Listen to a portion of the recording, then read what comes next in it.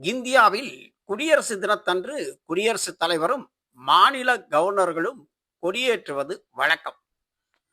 அதேபோல் சுதந்திர தினத்தன்று அந்தந்த மாநில முதல்வர்கள் கொடியேற்றுவார்கள். டெல்லியில் பிரதமர் கொடியேற்றுவார். இது நடைமுறை. ஆனால்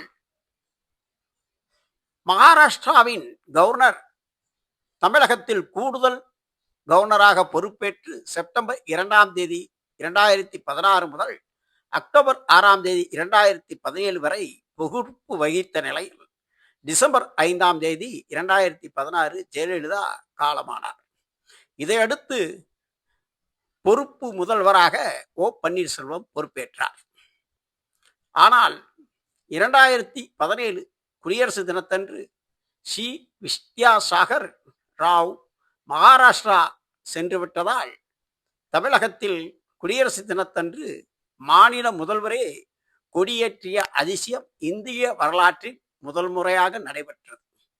ஏன் கவர்னர் சி வித்யாசாகர் ராவ் கொடியேற்ற வரவில்லை என்றால் அவர் மகாராஷ்டிராவில் கொடியேற்றி நிகழ்ச்சியில் கலந்து கொண்டார் என்பது அப்பொழுது தெரிய வந்தது.